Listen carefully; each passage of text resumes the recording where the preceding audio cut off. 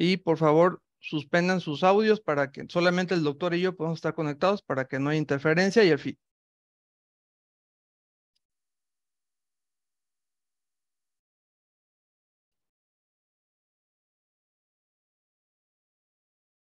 Hola, ¿qué tal? Buenas noches. ¿Se me escucha por ahí? Doctor Diego, si me puedes comentar si se escucha bien y se ve bien. Buenísimo. Yo Ok. te escucho bien, te veo bien. Saludos, Diego. Gusto en tenerte aquí también. Gracias por sumarte y compartirnos. El Bueno, gusto pues es... gracias. El día de hoy, pues vamos a hablar de el impacto a la salud humana y ambiental de la carne sintética. Va a estar con nosotros el doctor Diego Martínez y su servidor, el ingeniero Jorge Luis Ayala. Bueno, vamos a definir qué es la carne sintética. Y antes de empezar, la idea es que hacemos un pequeño contexto. De ahí empieza esto lo digo yo, empieza el doctor Martínez, hace su presentación. Tenemos una pequeña sección de preguntas relacionadas solamente con la cuestión de salud humana, que es la parte que él va a abordar, y ya de ahí entro yo con la parte ambiental. Igual desarrollo mi conversatorio, mi ponencia, y al final igual otra serie de preguntas con la parte ambiental, y al final si quedan más preguntas se pueden abordar, ¿no? La idea es terminar en media hora cada quien y entre 15 minutos de preguntas entre cada sección, que es hora y media máximo. Esa es la intención del conversatorio, a lo mejor se va un poquito más. Vamos a ver cómo nos va. En este conversatorio no vamos a hablar de la parte, de la parte, digamos, supuestamente ética o no ética de comer animales o no. Estamos hablando solamente de la cuestión del impacto a la salud humana y el impacto ambiental. No nos vamos a meter con estos otros temas porque eso requeriría otra ponencia para detallar, pues ahora sí que qué tan ético o no ético es comer carne de res o carne de vaca, de lo que sea, ¿no? Entonces, ¿qué es la carne sintética? También conocida como carne cultivada en laboratorio o carne in vitro. Es un tipo de carne que se produce a partir de células animales cultivadas en un entorno de laboratorio en lugar de criar y sacrificar animales. Se obtienen células madres de animales vivos y se cultivan en un medio de cultivo que les permite multiplicarse y diferenciarse en tejido muscular. El resultado final es una carne que se asemeja a la carne tradicional en términos de sabor y textura. Una vez obtenidas las células en el medio de cultivo, se proporcionan los nutrientes necesarios para su crecimiento. El medio de cultivo puede contener ingredientes como aminoácidos, carbohidratos, lípidos, vitaminas y minerales, entre otros componentes esenciales para el crecimiento celular. Además del medio de cultivo, algunos enfoques de producción de carne sintética utilizan un andamiaje o estructura tridimensional para guiar el crecimiento de las células en una forma similar a la estructura muscular natural. En este andamiaje puede estar hecho de materiales comestibles o no comestibles o polímeros biodegradables. Imagínense ya nada más eso tan importante que acaba de decir. Algunos supuestos beneficios. Beneficios medioambientales. La producción de carne sintética tiene el potencial de reducir significativamente los impactos ambientales asociados con la producción convencional de carne. Por ejemplo, requiere menos tierra, agua, emite menos gases de efecto invernadero en comparación con la cría de animales. Estamos hablando de lo que todo mundo, con lo que se vende este tipo de tecnología y este tipo de producto que pretenden lanzar algún día en el mercado. Bienestar animal. La carne sintética podría reducir la necesidad de criar y sacrificar animales para consumo animal, lo que podría mejorar el bienestar animal en general. Seguridad alimentaria. La carne cultivada en laboratorio puede tener menos riesgos de contaminación por patógenos transmitidos por alimentos, ya que se produce en un entorno controlado y no requiere el uso de antibióticos o pesticidas. Ya veremos si es cierto. Eficiencia de recursos. La producción de carne sintética podría ser más eficiente en el uso de recursos como agua y alimentos, en comparación con la carne tradicional. Bueno, ahora esta investigación yo la hice a través de inteligencia artificial y me dio las bondades y luego me dio pues, los riesgos, ¿no? Los supuestos riesgos. Dice aquí, Seguridad alimentaria. La seguridad de la carne sintética en términos de contaminación bricológica y presencia de toxinas es un aspecto importante que debe abordarse. Bueno, nutrición y composición. La composición nutricional de la carne sintética puede diferir a la carne tradicional debido a las diferencias en los procesos de crecimiento y desarrollo de las células. Algunos investigadores han señalado que la carne sintética podría tener un perfil de ácidos grasos diferentes, niveles más bajos de vitaminas y minerales o una proporción alterada de proteínas en comparación con la carne convencional. Esos aspectos requieren una mayor investigación para comprender su impacto en la dieta humana. Alergias y reacciones adversas. La introducción de un nuevo alimento como la carne sintética podría presentar riesgos de alergias o reacciones adversas en algunas personas. Uso de aditivos e ingredientes. Dependiendo del enfoque utilizado para la producción de carne sintética, podrían emplearse aditivos e ingredientes en el proceso de cultivo celular o en la producción del producto final. Es necesario investigar y evaluar los efectos de estos aditivos e ingredientes adicionales en la salud humana. Es fundamental tener en cuenta que la carne sintética todavía está en desarrollo y no se ha comercializado a gran escala. A medida que la tecnología avanza y se realicen más investigaciones, se podrá obtener datos más completos y precisos sobre los posibles impactos negativos en la salud humana. Bueno, consideraciones y desafíos importantes asociados a la carne sintética. Costo. En la actualidad la carne sintética es costosa de producir en comparación con la carne tradicional. Impacto desconocido a la salud humana. Dado que la carne sintética es un concepto relativamente, no se han realizado suficientes estudios a largo plazo para evaluar completamente su impacto en la salud humana. Dependencia de tecnología. La producción de carne sintética depende de la tecnología y los insumos de laboratorio. Esto plantea preguntas sobre la dependencia de la industria de la carne en la capacidad de producción a gran escala y los posibles impactos en la diversidad genética. Bueno, voy a presentar al doctor Diego. Permítame. Bueno, el doctor Diego Martínez se formó como médico cirujano en la Universidad Anáhuac. Posteriormente realizó la especialidad en obesidad y comorbilidades, así como la maestría en nutriología aplicada por la Universidad Iberoamericana. Es creador de Good Box, la cadena de gimnasios funcionales y primer licencia de CrossFit en el país. Cuenta con múltiples certificaciones como levantamiento olímpico de pesas, kettlebells y deportes de resistencia. Realizó el Fellow en Medicina Funcional en el Institute for Functional Medicine. Tiene la fortuna de ser miembro fundador y socio de la AMEP, Asociación Mexicana de Medicina del Estilo de Vida. Inicia su práctica privada en el 2014 y hoy en día entremezcla la medicina funcional regenerativa y del estilo de vida con enfoque preventivo e integrativo. Fue director médico de Somos, compañía de eHealth enfocada en la medición de valores de salud y prevención con estilo de vida. Al día de hoy se desempeña como director médico de BioCenter, en el Centro Pionero de Medicina Regenerativa, que hoy también aprovecha la medicina funcional y del estilo de vida como parte de sus tratamientos. Se considera promotora acérrimo de agricultura y ganadería regenerativa como fuente de alimentación ancestral para la época actual. También es muy feliz, hijo y padre del maravilloso Emilio, hermano y amigo.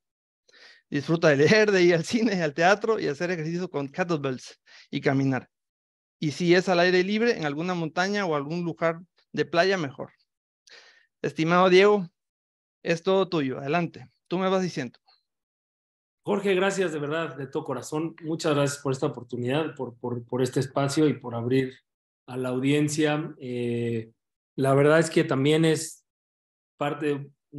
sino un gran honor compartir a tu auditorio o compartir el espacio contigo, porque pues, eres una persona que tiene muchísimo tiempo en esto, mucha experiencia, eres una persona que además de ser, como yo le digo a mi hijo, el verdadero cowboy, pues es un común denominador, en la mayoría, no en todos, pero sí en la mayoría, el ir más allá, el averiguar y también el ayudar, y en ti yo lo veo y lo agradezco muchísimo, porque gracias a eso hago muy contento este tipo de conversatorios y actividades que en realidad me apasionan, ¿no? O sea, todo el tema de la alimentación llevado a lo más natural es lo que más me apasiona. Entonces, bueno, voy a empezar. Voy a ver, son ahorita las 19:20. para más o menos, bueno, no pasarme de la media hora. Ok. Pero yo no me puedo cambiar. La que sigue. Quise poner aquí en una página lo que encontré. No encontré esto en una página de una entidad gubernamental, pero quise poner lo que es una comida procesada, qué incluyen y para poder resaltar determinadas cosas que son importantes para entender. Porque la carne sintética es comida ultraprocesada y en la inmensa mayoría de los casos, la comida ultraprocesada en el largo plazo o comida o consumida con mucha regularidad como si fuera algo no procesado, como la carne de animal, tiene efectos deleterios, ¿no? O sea, comer comida ultraprocesada a comer comida no procesada es el común denominador en la salud. Ese es el común denominador.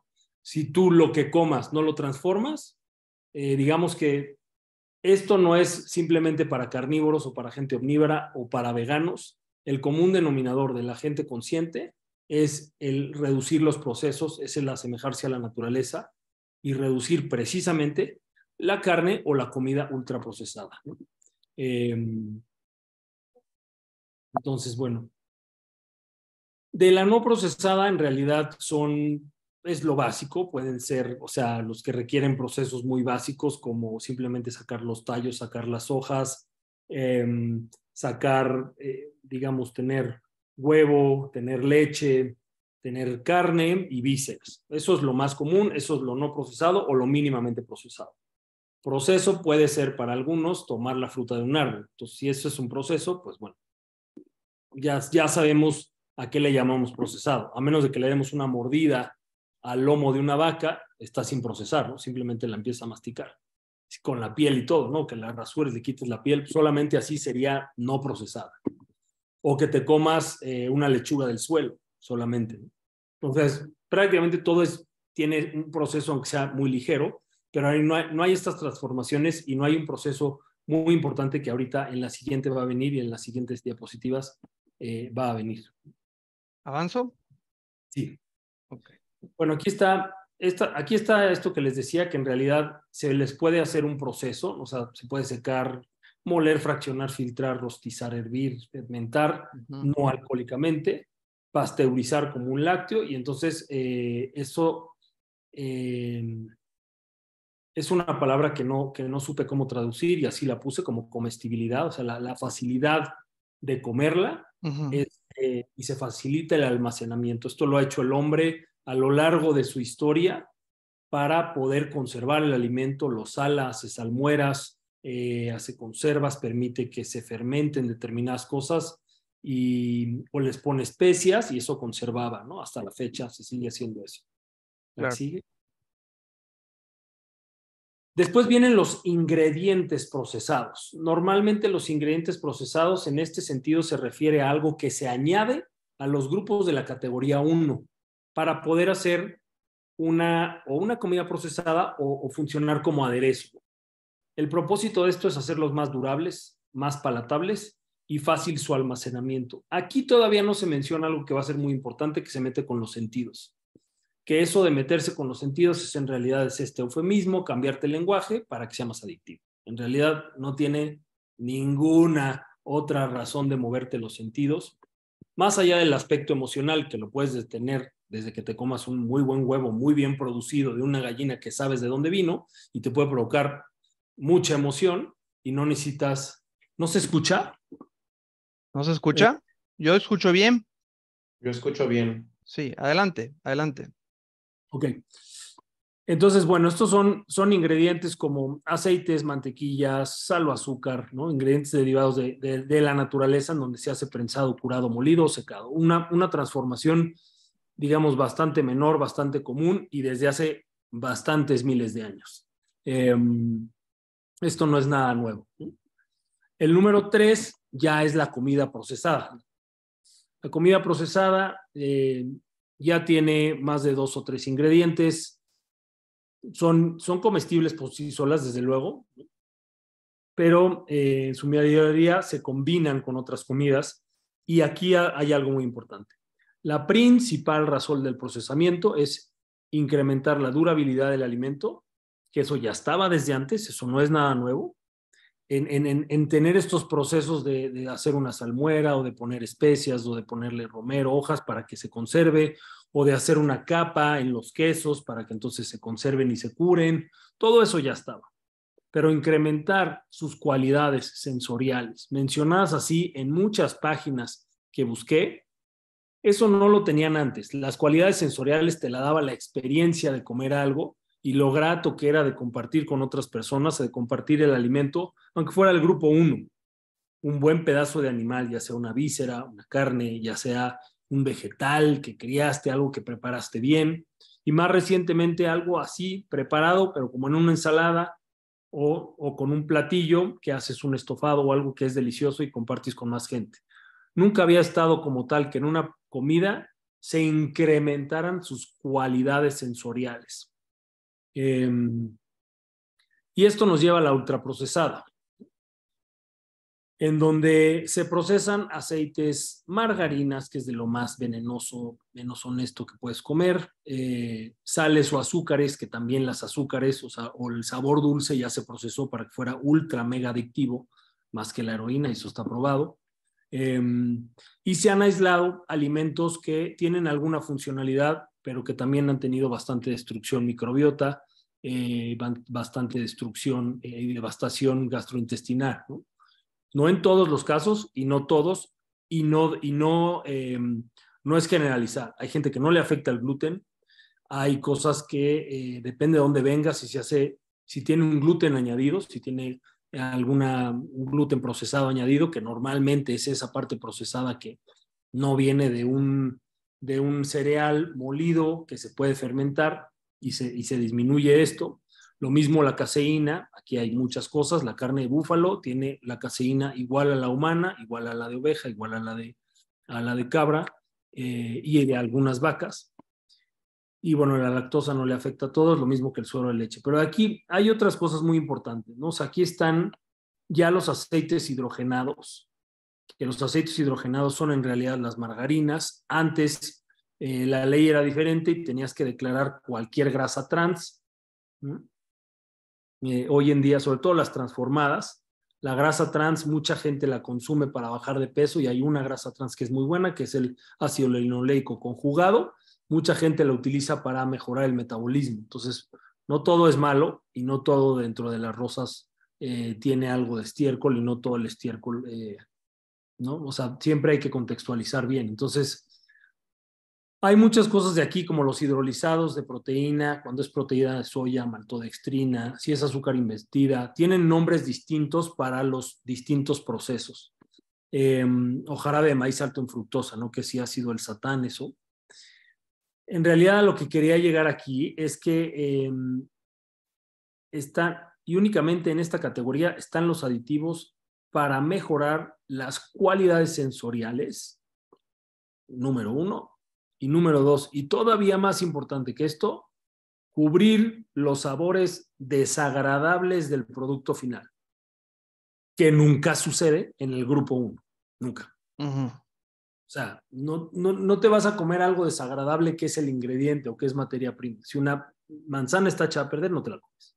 Exacto. Si un pedazo de carne se echó a perder, no te lo comes. O sea, no tienes que desodorificar, que es un proceso natural en la producción de aceite de soya. Es un proceso natural, vaya, es un proceso, es parte del proceso en la producción de aceite de canola y de soya, de esos tengo certeza absoluta. Del girasol y la maíz y esos, imagino, pero realmente no lo sé. Pero en canola y en soya hay un proceso dentro de los 7 pasos que se llama desodorificación. Estabilizantes de color, saborizantes, que son, o saborizante natural, el saborizante natural es el ingrediente. No existe tal cosa como un saborizante natural. Sigue siendo artificial, puede ser menos artificial, pero el saborizante natural, si quieres sabor a piña, le pones piña. Si quieres sabor a carne, le pones carne. O sea, eso es un tema un poquito lógico. Y de aquí hay muchas cosas que se han hecho, que esto requiere de mucha tecnología. O sea, esto es desde el siglo pasado, no tiene más. Algunas están desde antes, algunas en la producción de alcohol, algunas veces se hacían, Pero esto con una carne, o sea, esto ponerlo en una carne, en un cereal, en un panqué, esto es muy sumamente nuevo. O sea, esto se hizo ya después de la Revolución Industrial en cosas como reafirmar, esponjar, lo que le llaman bulking y debulking, que es como hacerlo esponjoso y antiespumarlo o desespumar, un antiapelmazante que siempre utilizan, emulsificante, que es la lecitina de soya o de girasol, y humectar, ¿no? O sea, agentes que conserven la humedad. Cuando tienes que poner todo esto, es como hacer un cuerpo humano o una de estas atrocidades que ya están hechas, ¿no? De estos vientres artificiales, ¿no? Tienes que asemejar todo lo humano que si no lo han logrado no es porque no lo hayan intentado, es porque es algo sumamente sofisticado. Lo mismo a lo animal, ¿no? Entonces, ¿qué resalto de esta diapositiva? Que un alimento ultraprocesado debe estar brandeado, debe tener una marca, debe ser algo atractivo. Ahí es donde más se invierte el costo del producto y debe ser conveniente. Esto se hizo para que entonces las mujeres pudieran trabajar y toda esta narrativa. Entonces es listo para consumir. Tú aquí estás una tapa que es de metal, que eso requiere de minería y muchas otras cosas que ya después hablaremos, toda la cuestión ética y medioambiental, tú lo vas a mencionar, pero bueno, hay muchísimas cosas. Muy atractivos, son cosas que tienen muchos colores, combinaciones de colores que están perfectamente estudiadas para que sean mucho más visualmente atractivas, altamente redituables porque se ahorra en el costo de producción muchísimo, te dan una porquería, te dan algo muy poco nutritivo o que se les tiene que añadir, más adelante vienen las fotos de los ingredientes, y muchas veces, como en todos los cereales procesados y en las carnes procesadas, les tienen que añadir las vitaminas o los minerales porque se perdieron en el proceso. Diseñados para desplazar cualquier otro grupo de comida. Así decía el texto, literalmente, es una traducción literal. Empaque atractivo, publicidad y marketing, ¿no? Marketing intenso. Entonces, ¿cuáles son los efectos de la salud de esto? Como yo les digo a mis pacientes, nunca más vas a comer esto, comida ultraprocesada. Hay comidas ultraprocesadas que yo las como. La carne sintética definitivamente no es una de ellas, ni va a ser. No se me antoja, no baja en absoluto, ¿no? O sea, pero sí hay otras comidas procesadas que sí me pueden gustar y no estoy en contra de los procesos y no estoy en contra de la tecnología de ninguna manera, sino simplemente sí hay que contextualizar determinadas cosas y darle el lugar de insalubre o saludable a lo que lo tiene y el no lugar a quien no lo tiene.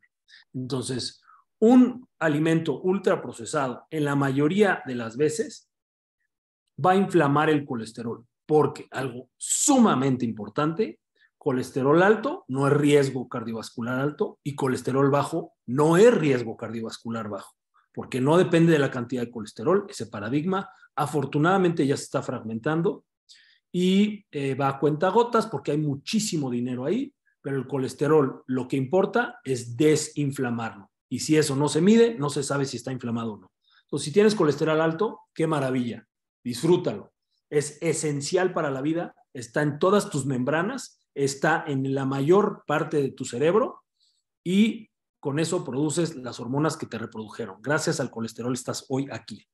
Si bajas tu colesterol es un atropello contra ti mismo y contra la humanidad y lo que tienes que hacer es desinflamarlo. Y es totalmente contrario. No existe un fármaco que desinflame el colesterol, ni uno.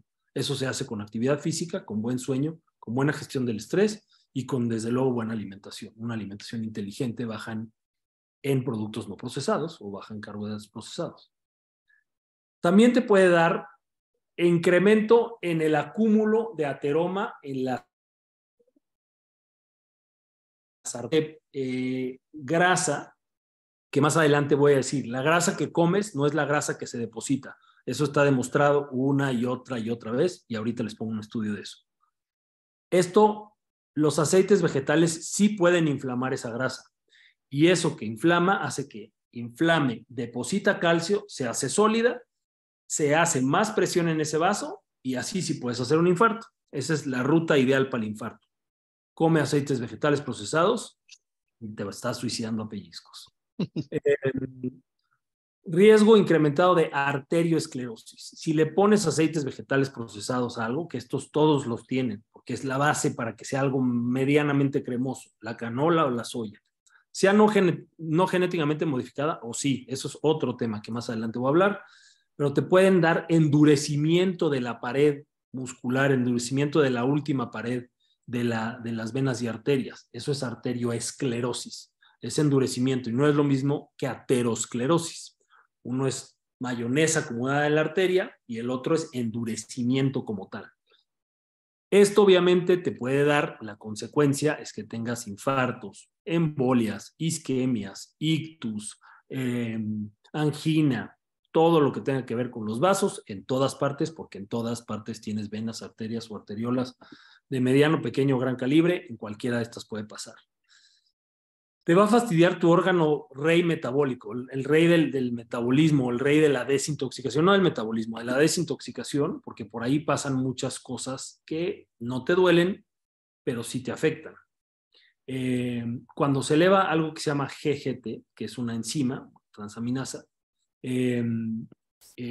esto indica que puedes tener hígado graso, o que tienes resistencia a la insulina, o que tienes demasiada insulina, o que tu hígado está depositando células grasas en tu parénquima, en tus células, en tu carne de tu hígado, ahí se está poniendo grasa. Eso no es normal, ni aunque seas una oca y te estén poniendo grasa o te estén poniendo cereales por el esófago, es casi igual de anormal en un humano. Un ganso. Estamos en México. Oca, ganso, eso, sí, Sí. es lo mismo. Higadito de ganso, ¿no? Es el foie gras. Sí. Hígado graso. También te va a hacer resistencia a la insulina, porque los aceites vegetales, algunos, dependiendo de los ácidos grasos, no de los aceites, de los ácidos grasos que estimulen, te pueden dar resistencia a la insulina. Y la resistencia a la insulina, esto es muy importante, es el driver, es el cochecito que empuja para que te lleve a cáncer, o a Alzheimer, o a Parkinson, o a depresión, o a obesidad, o a diabetes, o a enfermedades autoinmunes, todo lo que tiene que ver con inflamación y desorden en el sistema inmunológico. Todo está relacionado con la insulina. Y también a un cambio en tu capacidad inmunológica, en tu capacidad de defensa.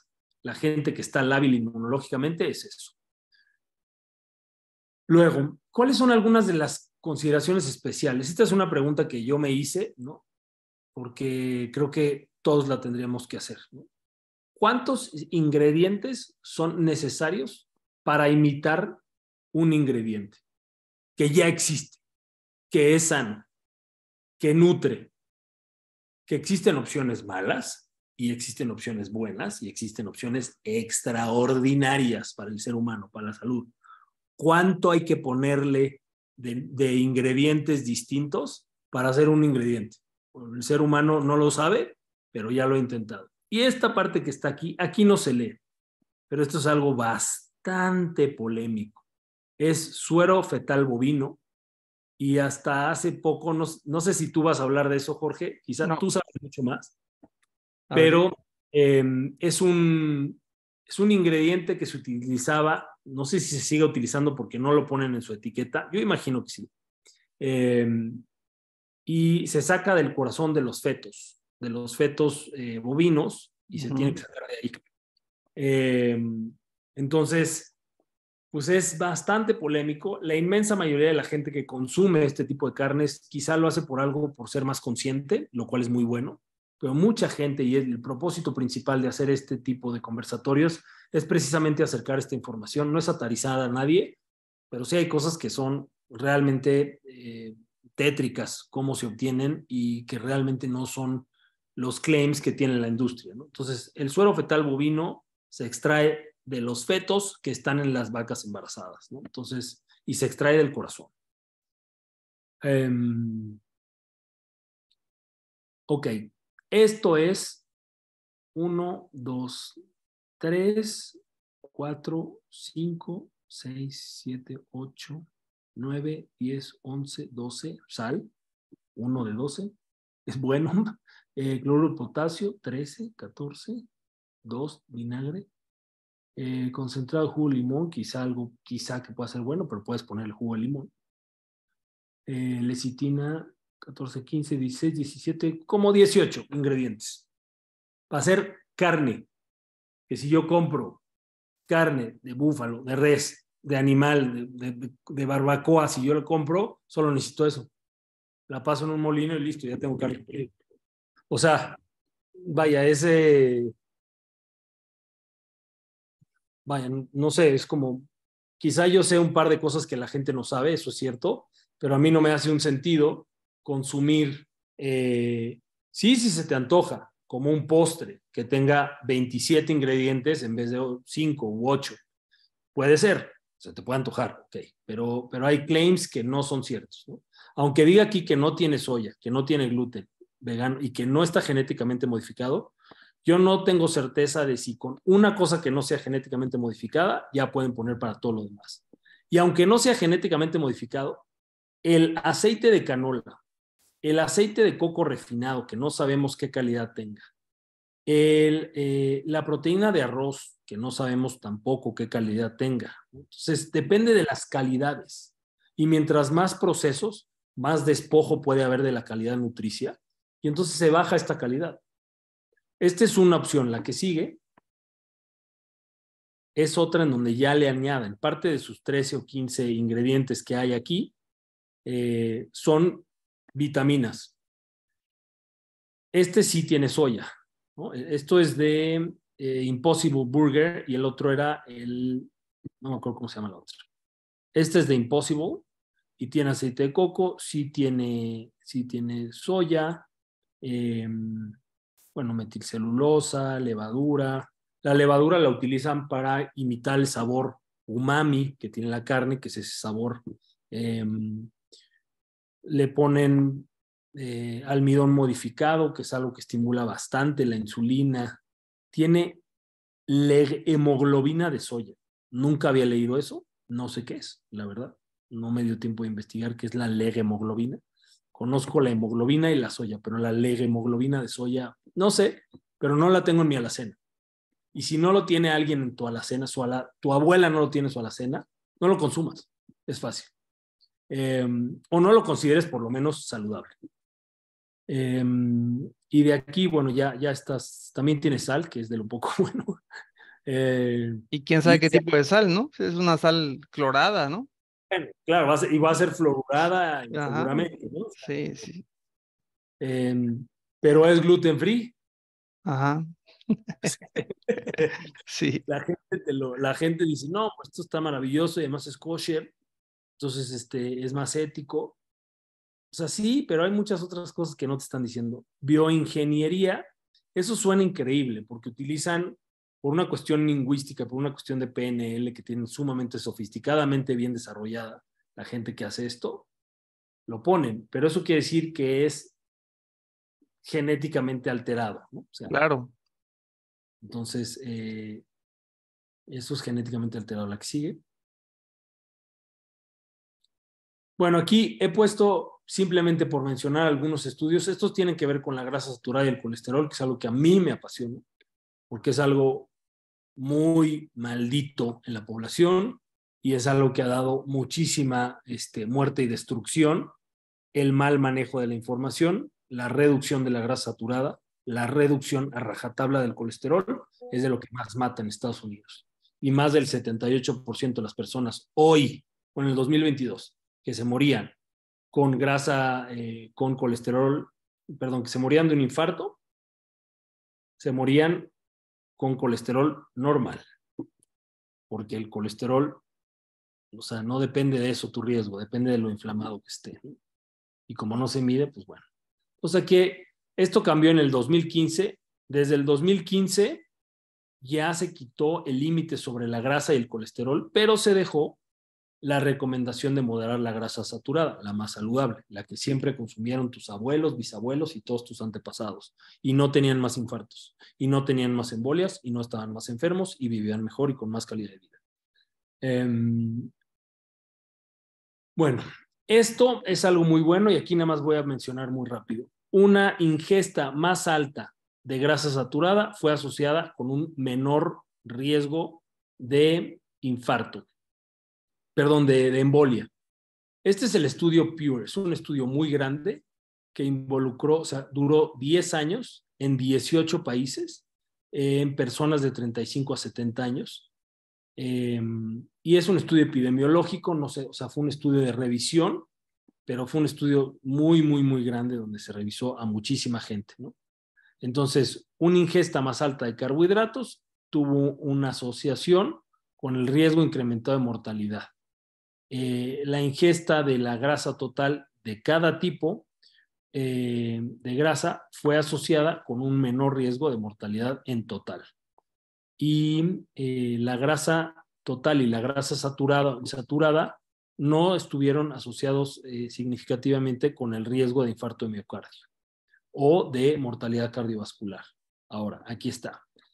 Mayor ingesta de carbohidrato fue asociada con un mayor riesgo de mortalidad, mientras que la grasa en general y la grasa saturada o insaturada fue asociada a una menor mortalidad. Y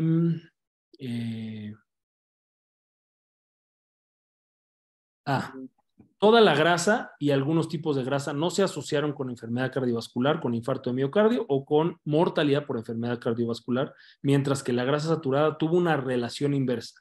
En unos, digamos que estuvo así, y en la grasa saturada fue inverso la asociación. O sea, todo fue negativo, o sea, es decir, fue algo positivo, no solamente no negativo, sino positivo. Aquí dice que deberían de reconsiderarse las guías, ¿no? Este es un estudio muy importante y muy conocido. Ahora vamos con los genéticamente modificados. O transgénicos. Transgénicos, exactamente. O ahí dice bioengineered, que es bioingeniería. Es un nombre para dar tatuaje con el dedo para que digas, esto no es genéticamente modificado, es bioingeniería. Sí. Pero bueno. Y aparte suena wow. Sí, claro. Pues el chiste es que digas, no, qué maravilla, estoy comiendo comida de bioingeniería. Sí, ¿No? Qué maravilla. O sea, la bioingeniería está cuando una vaca pasta. Eso es bioingeniería, es natural. O cuando un animal está comiendo el alimento que naturalmente ha comido desde hace muchos años en libertad. Eso ya es bioingeniería. O sea, es el metabolismo natural. ¿Qué sucede? Estos pueden afectar el metabolismo del hígado, pueden afectar toda la depuración del hígado, toda esta desbasurificación que da el hígado, la afectan. Tiene el glifosato, que está prácticamente en el 100% de los granos no genéticamente modificados. Fue patentado como antibiótico por Monsanto, que hoy en día es de Bayer, y en este estudio se dieron cuenta, donde está de la doctora Stephanie Seneff. Ella es una catedrática de ciencias computacionales y no me acuerdo cómo se llama, pero está en el Instituto Tecnológico de Massachusetts, o sea, es una eminencia en eso. Aquí habla de la reducción de lactobacillus, bifidobacterium y enterococo, y aumentan las bacterias que causan enfermedad en el intestino, bacterias intestinales o gram negativas en el intestino. Además, el glifosato, que es el más estudiado y el más usado también, jala metales buenos, jala el cromo, el molibdeno, el zinc, el hierro, el cobalto. Muchos de estos son necesarios para hacer hormonas, son necesarios para transformar distintos químicos dentro de nosotros, son necesarios para excretar determinadas cosas que sirven igual para todo este metabolismo, se llama citocromo en el hígado, que es precisamente lo que transforma los medicamentos, el alcohol, la comida, los tóxicos, todo eso que no es comida, que no es carne, en una carne procesada o sintética, todo eso lo tiene que eliminar, ¿no? Y además hay una correlación muy importante de la toxicidad hacia el riñón. Esto es la incidencia de enfermedad celíaca y cómo se empezó a usar el glifosato. Empezó a usarse el glifosato y salvo en el principios de siglo que había más enfermedad celíaca, después bajó, pero siguió incrementando el glifosato y siguió incrementando la incidencia de enfermedad celíaca. Y cuando bajó en el 2009, hubo una reducción. Entonces, afecta el glifosato. Por ende, si comes organismos genéticamente modificados o algo genéticamente modificado o por bioingeniería, va a tener glifosato. Y eso te regala toda esta toxicidad a tu riñón, a tu hígado, te quita metales pesados, no metales pesados, te quita elementos como estos, como el molibdeno, zinc, hierro, te los quita, ¿no? Te los jala de tu sangre. ¿Aquí sigue? Luego, aquí está la correlación del número de hospitalizaciones y el glifosato. Solamente son 2 décadas, del 90 al 2000 y del 2000 al 2010. No encontré otra más actual, pero correlaciona muy bien, ¿no? Porque el glifosato comenzó a usarse en los 90s. Entonces Claro. no hay mucho, no hay más para atrás, y los transgénicos igual para fines del 2000 fue su auge, ¿no? Del, Exacto.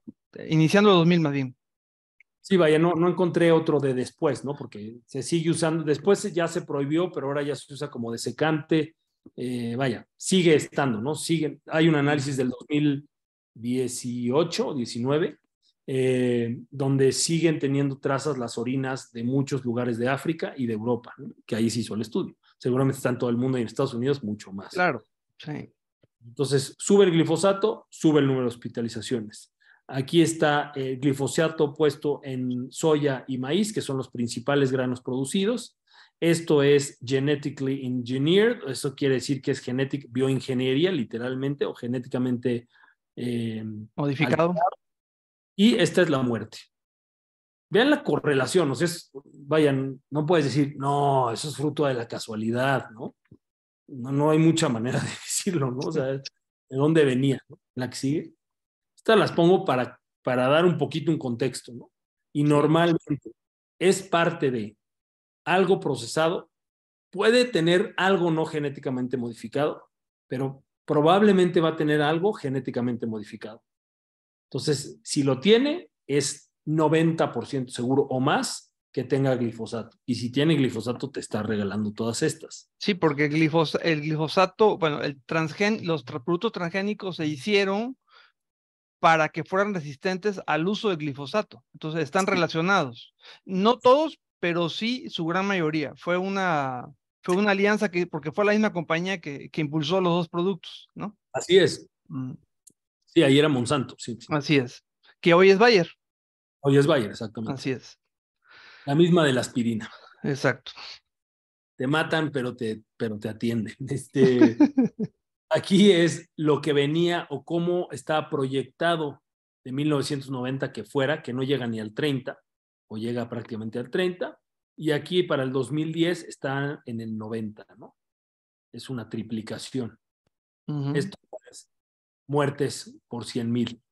Glifosato usado, genéticamente modificados. Totalmente correlaciona perfecto. La que sigue. Bueno, aquí es el jarabe de maíz de alta fructosa. Muchos lo tienen. Hay muchas etiquetas en esto que, pues no sé, no son tan precisamente éticas, ¿no? No voy a juzgar ni voy a saber porque esto pues, no me consta, ¿no? No he hablado ni he hecho un análisis de estas carnes, vaya, de estos productos, pero no sé, ¿no? Muchos sí los traen. Entonces, la fructosa está en las frutas, es natural, pero en una fruta tiene muchas otras cosas y tiene fibra.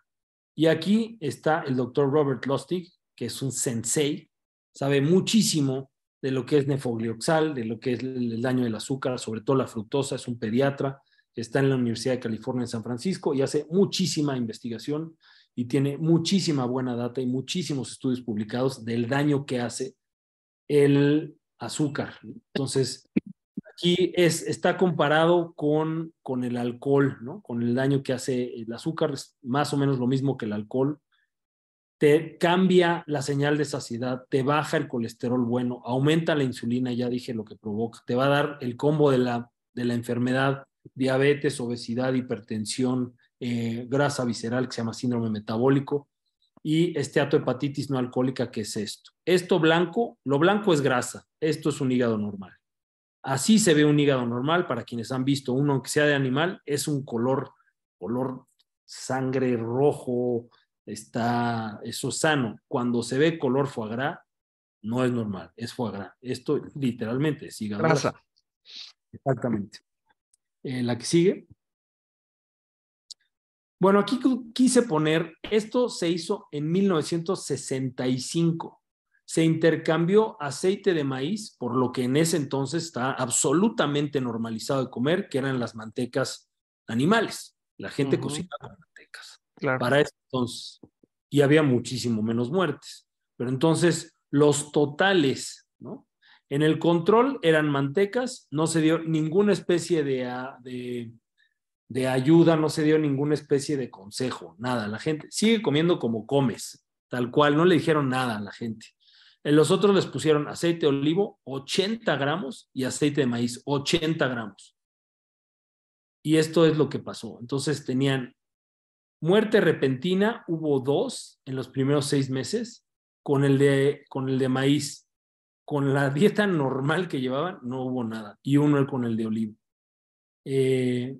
Infarto de muerte, 1 en el de aceite de maíz. Entonces, aquí pueden ver después, si quieren, cualquiera me puede contactar, les puedo pasar este artículo completo, no es tan largo. Pero aquí hubo a los 12 a 18 meses, porque después vienen más cosas, pero fue más del doble el total que hubo en el control a que hubo en el de aceite de maíz. Control es seguir comiendo las mantecas. Control es usar mantecas. Usar mantecas. La dieta de antes habitual, que hoy en día mucho era orgánico, ¿no? O sea, hoy sería orgánico. Con mantecas animales. Tuvo más del doble el aceite de maíz, ¿no? La que sigue. Esto es, los pacientes que recibían el tratamiento principal les fue bastante peor que los que estaban en los otros 2 grupos. 2 años después de empezar el tratamiento para el infarto o la muerte, habían ocurrido en 1/4 más en los de que se sustituyó por aceite de maíz que en los de grupo control. Un 25% más. La probabilidad de que esto fuera, de que hubiera una diferencia real con la misma magnitud, pero en sentido opuesto, era de 1 en 1000. Una milésima de posibilidad de que estuvieran mal. O sea, analizaron estos autores. Antes se hacía esto con mucha más ética que ahora. ¿Qué hay de cocinar y comer con ma? Yo creo que es manteca. No sé si es margarina, no sé qué alcanza a decir. Ahorita veo. Al final vemos todo eso. Sí, se concluye. No se puede recomendar el aceite de maíz como un tratamiento para la enfermedad isquémica del corazón. Esto obviamente hoy sí lo recomendaron, se lo pasaron por el arco del triunfo y te dijeron mentiras. Y gracias a eso se murieron tus parientes, tus relativos que les hicieron caso a las instituciones de salud. Los niveles de colesterol en todos estos siempre han bajado, pero no baja la muerte. Ahí viene el que sigue. El que sigue. Aquí está. ¿Otro? Esto es otro estudio, esto ya es mucho más reciente, este es del 2014 y es con el ácido palmitoleico. Hoy en día, las grasas no son el problema, son los ácidos que estimulan. Y aquí es, independientemente de que tú cambies la ingesta de grasas y que mantengas el colesterol, no se cambia la ingesta de tus grasas en tu suero. No se cambia tus niveles de grasas en tu suero. Pero cuando modificas la proporción de tus carbohidratos, sí se modifica el ácido palmitoleico. Entonces, tú puedes aumentar de grasa muchos gramos o bajar la grasa y más o menos se va a mantener estable, porque las grasas sí son esenciales, igual que los aminoácidos.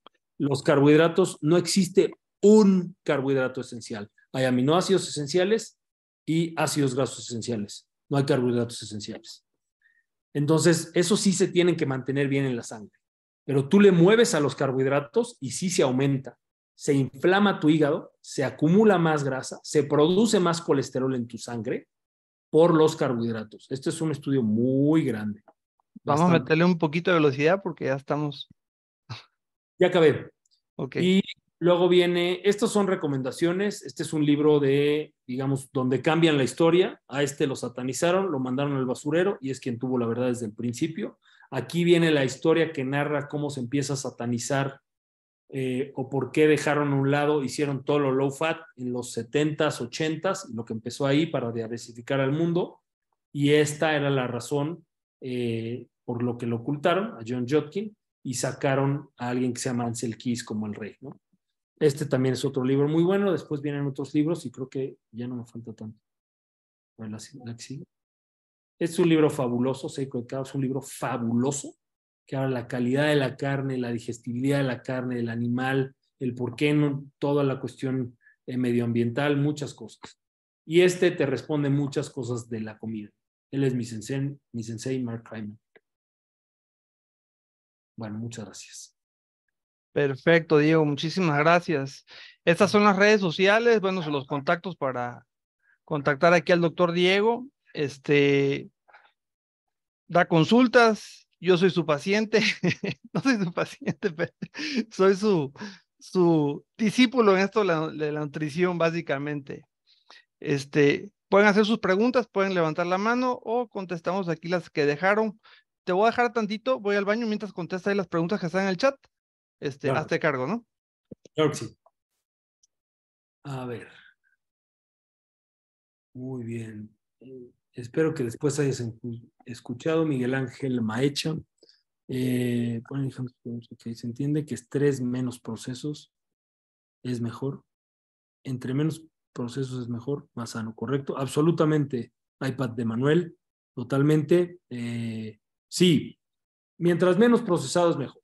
O sea, una fruta que tú simplemente la compres como fruta, a una fruta que viene en un almíbar, una fruta que viene cortada, que tiene que venir en una solución para que no se eche a perder en un empaque de plástico, pues cada vez se pierde más el sentido común, pero para los abuelos, los papás, comprar una fruta o comprar lo que viene en un empaque que también es fruta, pero que tiene además una solución, es mejor la fruta sola. O sea, es mejor.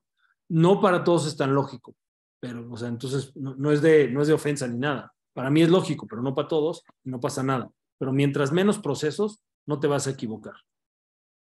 Después, ¿cuáles serían las cantidades máximas de consumo de carne diarias para tampoco excedernos y la carne de cuál especie es la más recomendada? La carne de cuál especie no es la más recomendada, es varias especies, todas las que tengas a la mano, siempre y cuando estén producidas, idealmente de ganadería regenerativa. Es la mejor manera de producir y además es muchísimo mejor para el animal, mejor para el ganadero, muchísimo mejor para el comensal e infinitamente mejor para el medio ambiente. Los 4 puntos cardinales atendidos en un solo producto. Entonces, puedes comer pavo, pato, pollo, guajolote, cordero, sus lácteos, búfalo, sus lácteos, aquí está su majestad, productor de búfalos de altísima calidad, con muchísima, ahorita lo voy a presentar bien, y puedes comer res, pescados, mariscos, cuáles frescos, que no estén transformados, que lleguen lo más fresco. Le preguntas a tu pescadero, a tu carnicero, ¿qué es lo que acaba de llegar hoy? ¿Qué es lo que, de dónde viene? ¿Cuál se ve mejor? ¿Cuál huele a más nuevo? Eso es lo que hay que saber. Menos empaques, mejor. Ingredientes, carne de res, punto. No sal, no agua, no otras cosas, ¿no? Adelante, Luis Enrique. Activa tu micrófono. Hola, ¿qué tal? Buenas noches. ¿Me escuchan bien? Sí. Sí. Muy bien. Pensé que tenía problemas de conexión. Bueno, tengo una duda. ¿A qué se debe esta plática? Me gustaría conocer. Es la primera vez que escucho sobre pues, este grupo que es Ijique Regenerativo. Me acaban de compartir la invitación el día de hoy. Y bueno, tengo curiosidad de saber el motivo de esta plática. ¿Contestas tú o yo? Bueno, nada más te voy a decir, no, pues fue una intención. Ahorita más bien te va a contestar Jorge, pero son ganas en realidad, por lo menos en mi caso, es la intención de que la gente sepa un poco más, de que tenga más cerca, de que conozca verdades que no están precisamente dichas o cuestiones parcializadas, que no es justo que la gente las tenga parcializadas, y de muchas cosas que suceden o que se satanizan y que no suceden así, ¿no? Sí, básicamente como productores estamos siendo atacados por todo ese tipo de ideología progre, woke, que se llama ahora, en donde pues te venden todo este tipo de panaceas que son pues totalmente lo contrario para la salud humana y ambiental, ¿no? Entonces, Pijijihe tiene más de 20 años de existir. Ahorita te va a platicar ahí Diego, en mi semblanza. Entonces, pues así como ellos promueven sus cosas, pues también decimos nuestro punto de vista, lo que sabemos, lo que hemos conseguido. Entonces, pues compartimos en Pijijihe, compartimos todos temas holísticos, y el holístico no nada más es eh, vida sana, cuerpo sano, mente sana, pero también es lo que comemos, y lo que comemos, cómo se hace, cómo se produce, qué impactos tiene. Eso es holístico, es el todo así, ¿no? Entonces, la tierra no puede estar sana si nosotros no estamos sanos. Bueno, entonces pasamos, porque ya estamos limitados de tiempo, pasamos a mi ponencia. Bien, a ver, bueno, yo voy a presentar. Aquí tengo la fortuna de compartir con el ingeniero Jorge Luis Ayala Filigrana. Él es ingeniero agrónomo zootecnista con especialidad en empresas acuícolas por el TEC de Monterrey en Querétaro y Guaymas. Es agricultor y ganadero desde muy temprana edad, es conferencista en diversos eventos nacionales e internacionales.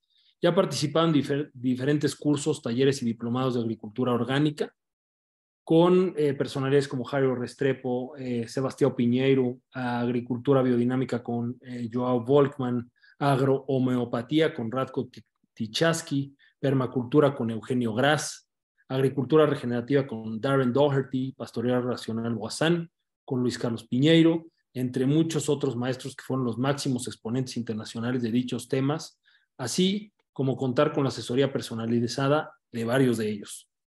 En el 2003 desarrolla el proyecto de producción de arroz orgánico de manera formal, donde logra ser el primer productor nacional y de los pioneros en América.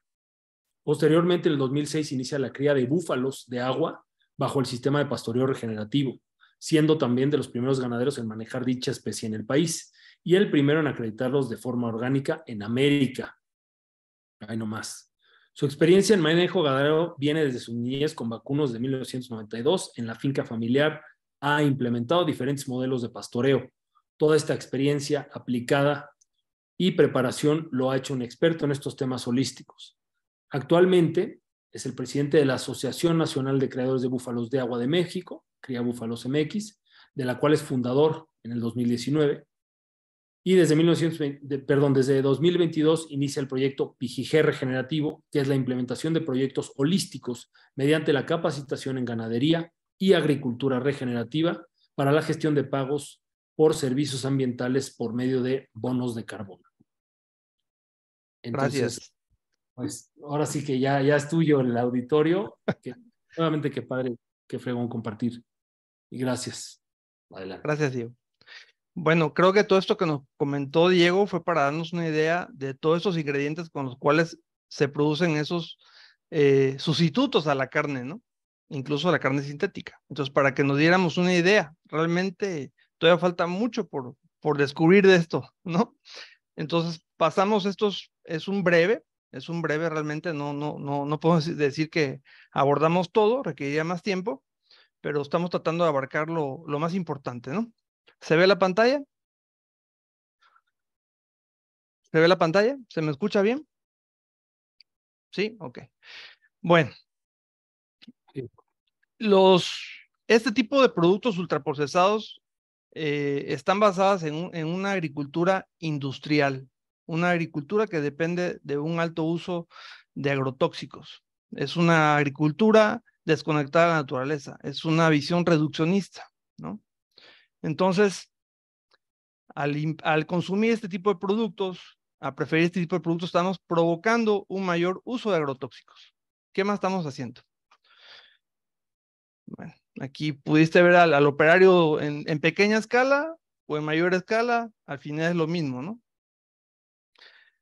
Entonces, pues promueve monocultivos industriales, ¿no? Como este que están viendo, donde no ven casi nada de árboles, nada de biodiversidad.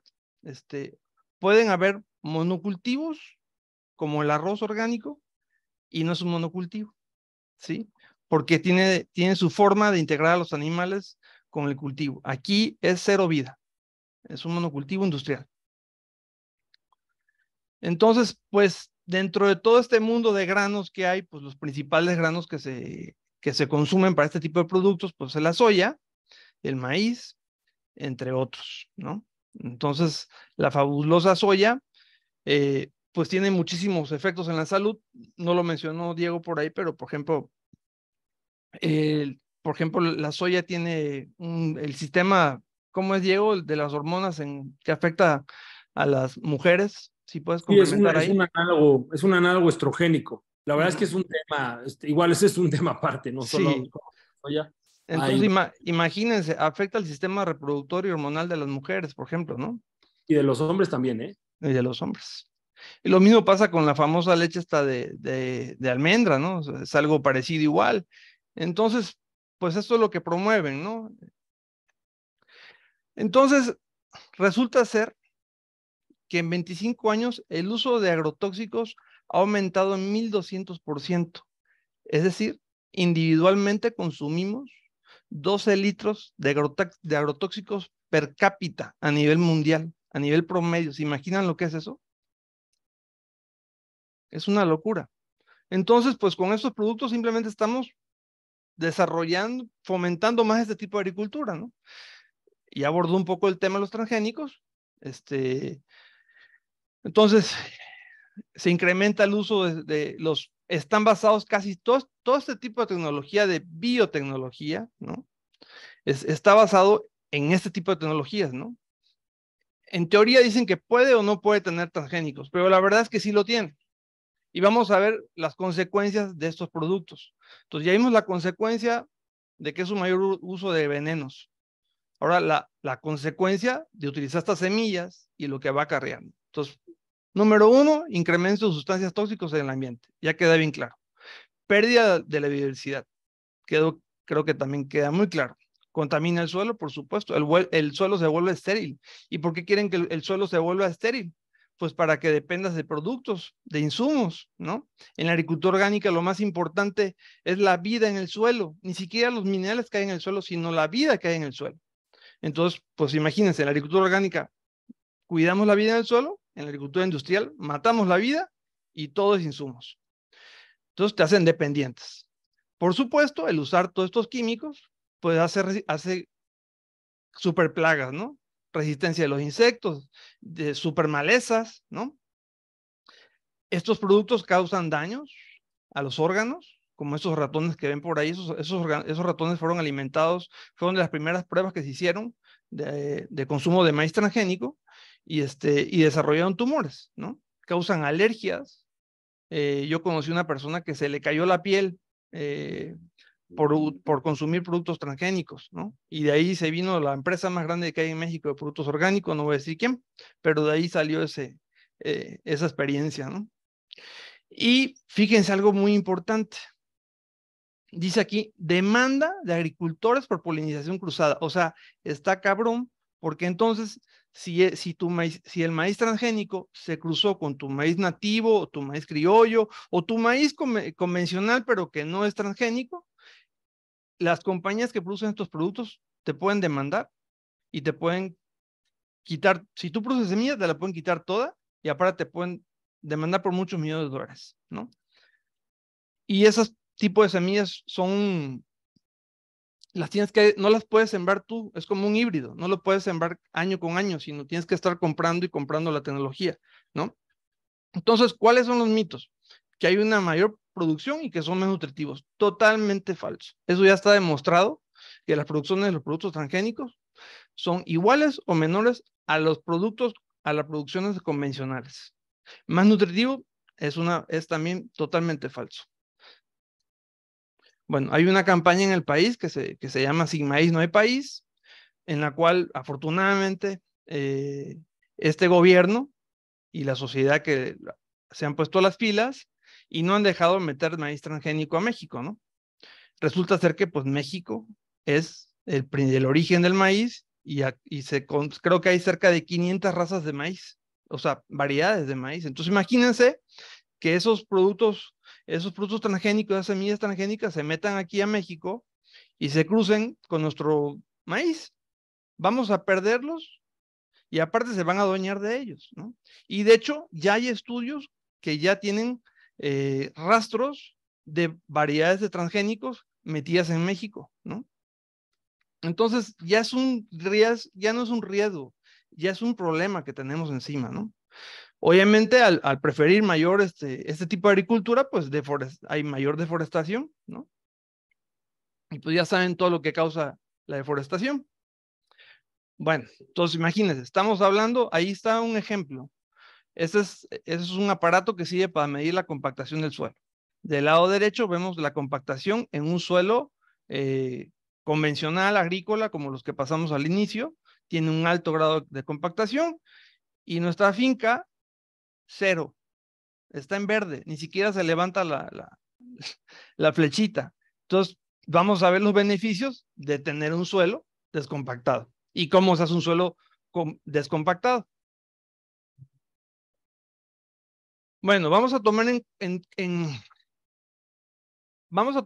a definir qué es una tierra de pastoreo. ¿Cuáles son las tierras de pastoreo? Fíjense nada más cuáles son las tierras de pastoreo. Dice, al menos el 50% del área de América Latina y del Caribe es demasiado seca, demasiado húmeda, demasiado empinado, muy poco profunda, demasiado infértil y o demasiado frágil para sustentar cultivos o sostener bosques arborescentes. O sea, el 50% del área de nuestros países no puede dedicarse a nada más que a pastos, pastizales. Es su sistema natural.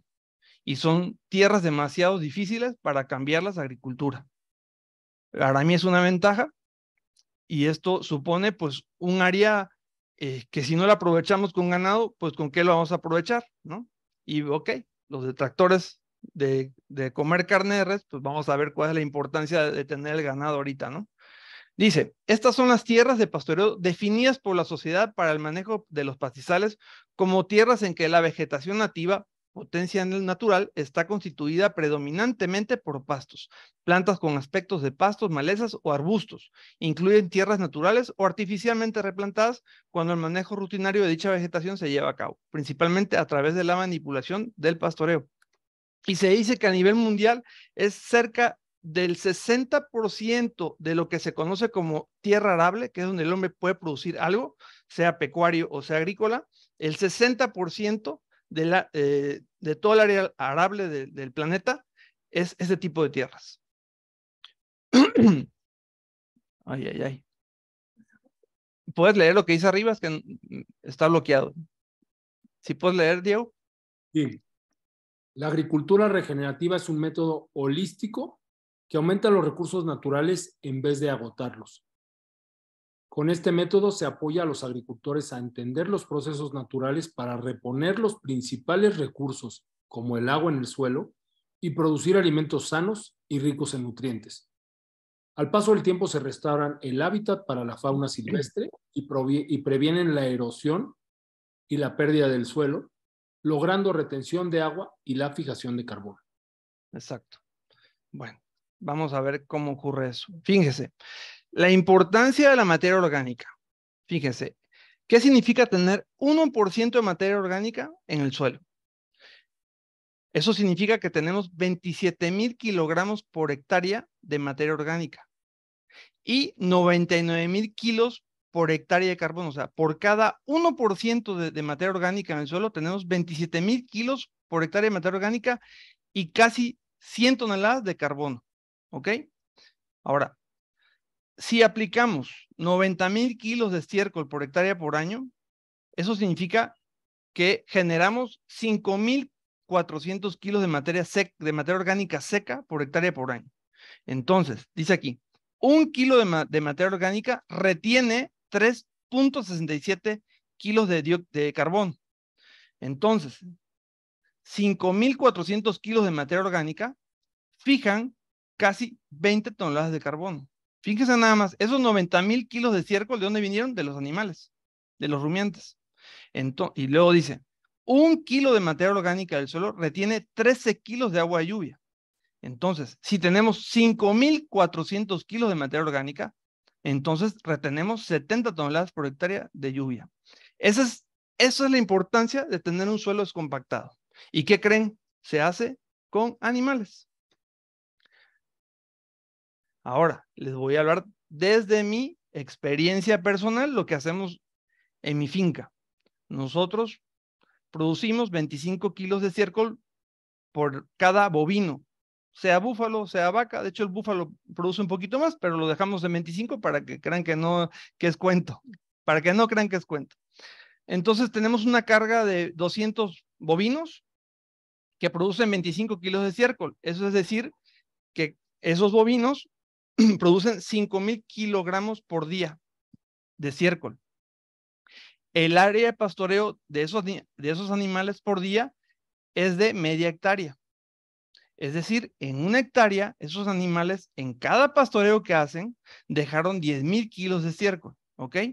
Hacemos más o menos 12 cortes por año. Es decir, cada 30 días promedio pastoreamos esa hectárea, ¿ok? Entonces, producimos cerca de 120,000 kilogramos de estiércol por hectárea por año. Es decir, que producimos 7,000, aportamos, los búfalos aportan, o los bovinos aportan, en nuestro caso con pastoreo regenerativo o pastoreo total, cerca de 7,200 kilos de materia orgánica por hectárea. Por los 13 kilos de agua, nosotros almacenamos 94 toneladas de agua, más o menos. ¿Y eso para qué? Dirán, ¿para qué es bueno? Pues resulta ser que nuestro periodo de seca puede ser de 3 a 4 meses y ahora lo redujimos a solamente 2 meses. Eso es una ventaja enorme, ¿no? Y lo mismo, cuando llueve muchísimo, pues nuestra tierra, en lugar de que se inunde tan rápidamente, tarda muchísimo tiempo en inundarse. Son sabanas y se inundan, por supuesto, porque aquí llueve muchísimo, pero tarda más en que se logre inundar porque la tierra primero absorbe. Si está compactado, ¿qué pasa? Esa agua se va a escurrir y nos va a causar lavado de suelo, ¿no? Y podemos llegar a fijar cerca de 26 toneladas de carbono por hectárea por año. Miren, no es mi finca, esta es una finca en Estados Unidos. Ahorita vamos a hablar de esa finca, pero pueden ver que del lado superior es un rancho que tiene 1,000 hectáreas y se manejan bajo manejo holístico. Y del otro lado, del lado inferior, es una escurrentía de agua de 100 hectáreas de un cultivo convencional. No dicen aquí qué cultivo es, pero fíjense nada más la cantidad de suelo que hay ya en el río, la parte que está escurriendo de la finca convencional. Y del otro lado está pues bastante limpia el agua, ¿no? Nos da una idea de las diferencias, ¿no? Ahora, el día de hoy, pues sobre todo en Europa, estamos viendo que hay muchos incendios, ¿no? Incluso en Estados Unidos. ¿Y esto por qué es? Pues en gran parte, pues sí, el calentamiento global y todo eso, pues claro que afecta y que lo promueve y todo, pero en gran parte es porque ya no hay animales consumiendo esas pasturas, ¿no? Esa vegetación que se crea ahí, ¿no? Entonces, pues ¿qué pasa? Pues llega el punto que las especies vegetales dejan de crecer y se lignifican, es decir, se secan. Y claro, ante las temperaturas o cualquier accidente que pase un cerillo o un cigarro o algo, pues provocan este tipo de desastres, ¿no? Y hoy en día son más comunes que nunca, ¿no? Entonces, pues aquí hay un gran problema. Bueno, vamos a ver qué tan cierto es que los rumiantes son el gran problema. Fíjense. Las emisiones de gases invernaderos en Estados Unidos. Se tiene determinado que los vehículos aportan el 28.5%, la industria eléctrica el 28.4%, y otras emisiones industriales el 21.6%. Las emisiones de rumiantes el 2%, ¿ok? Y dice aquí abajito, dice, la población de bisontes en Estados Unidos en los años 1600 era entre 30 y 60 millones de bisontes, ¿ok? La población actual de ganado es de 94 millones. La pregunta es, ¿por qué estamos hablando de las emisiones de los rumiantes? ¿Realmente son el problema? a grandes rasgos son los mismos animales, porque ahí no están hablando de toda la fauna silvestre, ¿eh? Nada más están hablando de los bisontes, y aparte están los renos, todos los demás animales que hay ahí, ¿no? Que había en esa época, porque ya no los hay. Fíjense bien, cuando Bill Gates toma su jet privado de Seattle a Nueva York y de regreso, quema suficiente combustible para abastecer nuestra operación en este mismo tiempo, nuestra operación por 6 meses. En este mismo tiempo producimos suficiente carne como para 800 personas para todo el año. No es nuestra finca, ¿eh? Es la finca que ahorita vamos a hablar de que es White Oak Pasture, se llama la finca donde está este estudio, ¿eh? Esta grafiquita que vemos aquí es la suma de emisiones y lo que los animales lograron fijar en el suelo. Porque si vimos mi ejemplo que puse anteriormente, pues vemos que el animal está ayudando, que el consumo de los rumiantes en los pastizales hace que los pastizales fijen grandes cantidades de carbono, ¿ok? Entonces, fíjense, emisiones entéricas, 29 por hectárea, por hectárea son estos cálculos, 29 kilos, me parece, sí. Todo esto son por cada kilo que esa empresa produce, ¿ok? Por cada kilo de carne que esa empresa produce, emite 29 kilos de emisiones entéricas, es decir, los gases de las vacas. Emisiones del estiércol, 5 kilos. Y lo que se fijó en el suelo, menos 35 kilos, o sea, fijó 35 kilos. De carbono vegetal, lo que queda en el pastizal, menos 4 kilos. Otras actividades de la granja, diversos, ¿no? Pues ni siquiera marca uno, ¿no? Inclusive meten el sacrificio del transporte, lo cual ya no corresponde a la granja, pero bueno, lo aborda y lo suma y dice punto 2. Ahora, toda esa ecuación, si la sumamos y si hacemos la suma, nos da que por cada kilo que esa empresa produjo, cada kilo de carne fijó 3.5 kilos de carbono. ¿Ok? Ahí ponen un ejemplo, que ahorita lo vamos a ver más a detalle. Esto estamos hablando de carne regenerativa, no de carne convencional. Bueno, aquí vamos a ver un comparativo de diferentes tipos de carne. Y vamos a hablar de carne industrial. Entonces, carne convencional, por cada kilo se producen cerca de 33 kilos de carne convencional, 9 de cerdo, 6 de pollo, y la famosa Beyond Burger, Impossible Burger, andan sobre 4 kilos, por cada kilo que se produce, andan sobre 4 kilos por cada kilo de producto que se consume, digámoslo así, se producen 4 kilos de carbono. Y la soya, 2 kilos. La carne regenerativa, si nos acordamos la tabla anterior, pues fija 3.5 kilos, ¿no? Datos impresionantes. Dice aquí, una hectárea de pastizal bajo sistema de pastoreo racional holístico fija más carbono que el mejor bosque. Un día pastando es el tiempo que una vaca es capaz de limpiar todo su metano, convertido en carbono, que produjo en un año. El resto del año, el pastizal se la pasa limpiando el aire de todo el mundo. O sea, vamos a suponer que esa vaca requirió, por decirles, vamos a suponer 1 hectárea de pastizal realmente, claro, bajo un pastoreo rotacional o holístico, realmente la carga animal que tuvo fue de 1 hectárea por una vaca por cada hectárea, ¿no?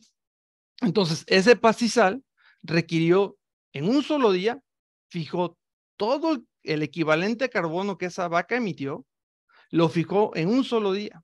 El resto del año, los 364 días del año, ese pastizal se la pasó fijando carbono. ¿Y por qué toco ese tema? Porque es la parte que más nos atacan y satanizan, que las vacas son las culpables del calentamiento global, ¿no? Entonces, ¿cómo es el ciclo? Bueno, el proceso de fotosíntesis, el pasto retiene carbono atmosférico. Cuando los rumiantes se comen la planta, también consumen carbono, por supuesto. Cuando el rumiante eructa, el carbono se convierte en metano. El carbono vuelve a la planta cuando ésta vuelve a crecer en forma de carbohidratos. El rumiante vuelve a consumir la planta y el ciclo se repite. Ese es el ciclo, ¿sí? Bueno, vamos a ver. Hay una frase en inglés que dice, "It's not the cow, it's the how". No es la vaca, es el cómo. Suponiendo que el sistema industrial de producción fuera altamente contaminante, que no lo es porque seguimos las emisiones que marcan en Estados Unidos, y en Estados Unidos la gran cantidad de producción es convencional, es ganado de confinamiento, como el que vemos a la mano izquierda, pues no pasaba del 2%, 3%, si mal no recordamos, ¿no? Entonces realmente no son las vacas, pero suponiendo que estos sistemas son muy contaminantes, sí lo es, por supuesto que sí lo es, porque ocupan granos transgénicos, los granos vienen a lo mejor de Argentina, traen una huella de carbono enorme, es una soya transgénica que se usa, o maíz transgénico, y hay una huella de carbono traerlo, se produce con agrotóxicos, los animales están en un piso de concreto, por lo tanto están desconectados de su función biológica, porque los animales, su mano tiene una función biológica que para estar junto con la tierra.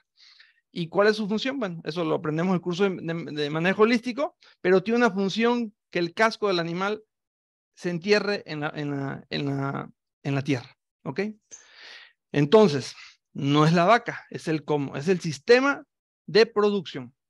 ¿Cuál es están inventando los árboles artificiales que fijan mucho carbono? O sea, nunca le vamos a llegar al creador, y resulta ser que los rumiantes son los dispositivos o el dispositivo más eficiente conocido por el hombre para el secuestro de carbono. O sea, porque volvemos a lo mismo, el 60% de la tierra es pastizales.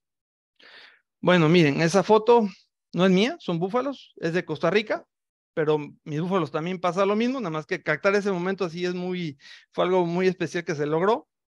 Este es un amigo de Costa Rica, don Luis Clachar, siempre le doy el crédito, pero miren la cantidad de aves que hay ahí, la cantidad de fauna y los búfalos interactuando, ¿no?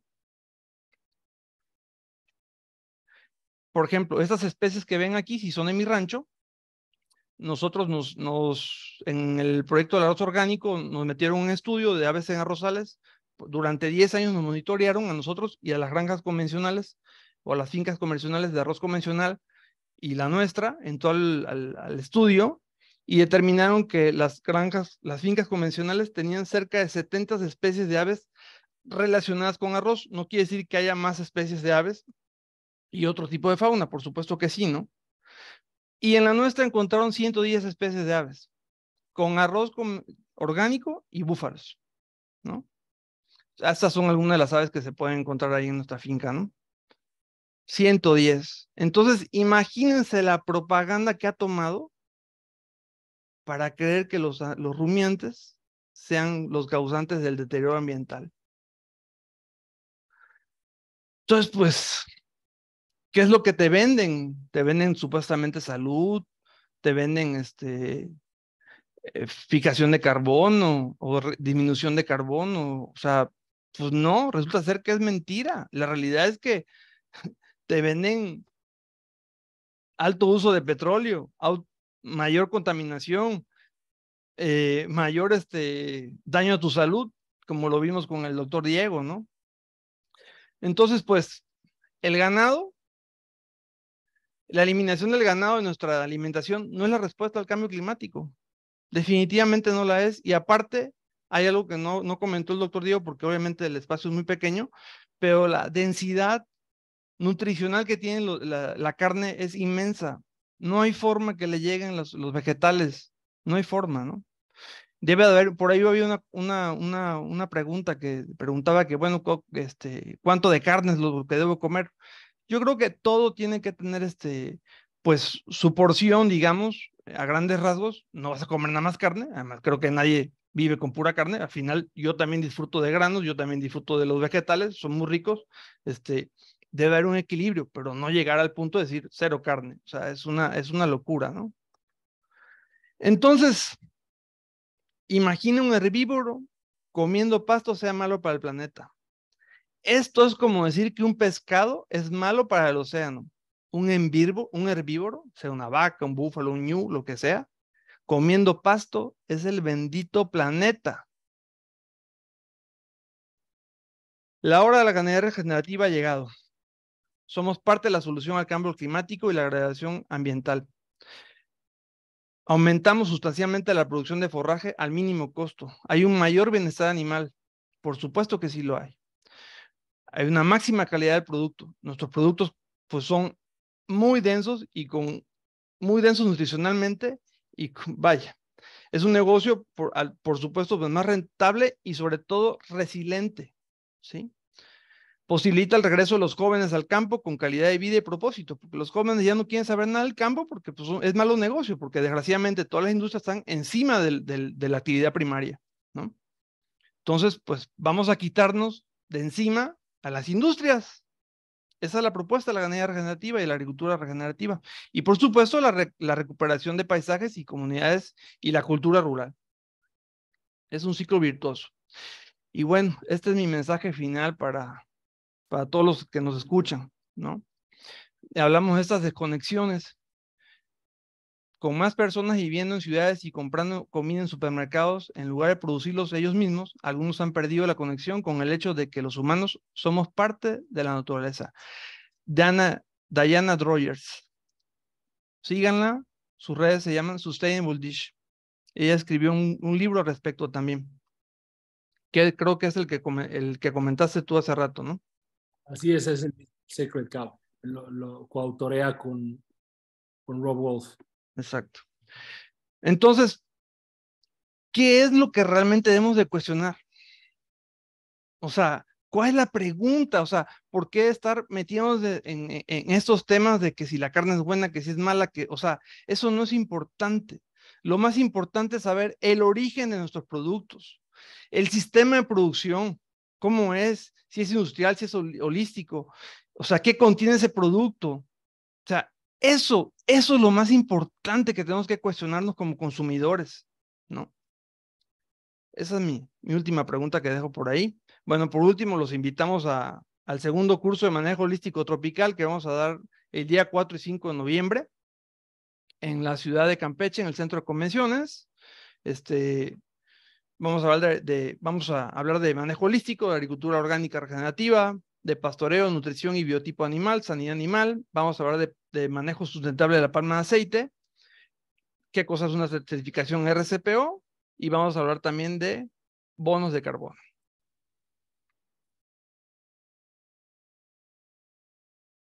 Y listo. Bueno, ahora sí. Preguntas. ¿Quedará grabado este conversatorio? Sí, se quedará grabado aquí en Facebook. Va a quedar pegado y dentro de unos días se va a transmitir en nuestro canal de YouTube, que también se llama Pijije Regenerativo. Bueno, creo que quedó muy claro porque no hay preguntas. A ver, déjenme checar si en Facebook hay algunas preguntas. No, parece que no, nada más están diciendo que todo quedó muy claro. Muchas gracias por la valiosa información, excelente actividad. Dice, por eso los abuelos duraban porque la manteca de cerdo no estaba nada procesada como son los aceites de hoy. Luis Morales dice, estamos comprometidos a dar a conocer más esta información. Bueno, pues qué bueno que les gustó. Luis Enrique, adelante Luis Enrique. Hola Jorge, ¿qué tal? Muchas gracias. Pues me gustaría comentar un poquito sobre, o sea, reafirmar lo que mencionan ustedes, que realmente no hay nada mejor que lo natural. Todos Claro. los productos naturales son mejor que los procesados. Sin embargo, bueno, yo estoy a favor del culture meat, que es la carne artificial, principalmente, no ahora, actualmente realmente el mercado está hecho para la carne convencional, pero no sé si han leído algunos puntos que para el 2050 la población de personas va a ser exageradamente mayor. Por lo tanto, vamos a consumir mayor agua. Actualmente ya tenemos un déficit de agua. Otro punto es la fuente de proteína. Sabemos que nosotros podemos vivir sin carbohidratos, tal vez sin grasas, pero la proteína es lo principal. Bueno, en general, pues creo que actualmente la carne artificial no está lista para hacerle una competencia a la carne natural, pero sí que esto está planeado o es una alternativa que se provee para el 2050 cuando no tengamos la capacidad de generar las cabezas de ganado para alimentar a toda la población mundial. Ok. Te contesto las primeras y la última de la proteína se la dejo al doctor Diego, que sabe más que yo de eso. Mira, la ganadería, bueno, la ganadería convencional es algo arcaico. Incluso la manejada, los sistemas pastoreos tradicionales son sistemas muy arcaicos, mal manejados, ¿no? ¿Por qué? Porque incluso, por ejemplo, puedes encontrarte poblaciones, una carga animal en Chihuahua, en el semidesierto, de un animal por 100 hectáreas, por 50 hectáreas. O sea, requieren unas extensiones enormes, ¿no? Y en el trópico, aquí no estamos nosotros, donde sí hay bastante agua, te encuentras cargas animales de 2, 3 hectáreas por cada animal. El que es más fregón se baja a una. O sea, 1 hectárea por cada animal. Nosotros con ganadería regenerativa incrementamos la carga animal, ¿ok? ¿Por qué la incrementamos? Porque aumentamos también, como lo viste, el carbono. Y al aumentar el carbono, pues tiene más humedad el suelo, tiene más nutrientes el suelo, tiene más vida el suelo, ¿no? Y podemos triplicar, cuadriplicar la cantidad de animales que podemos tener por hectárea.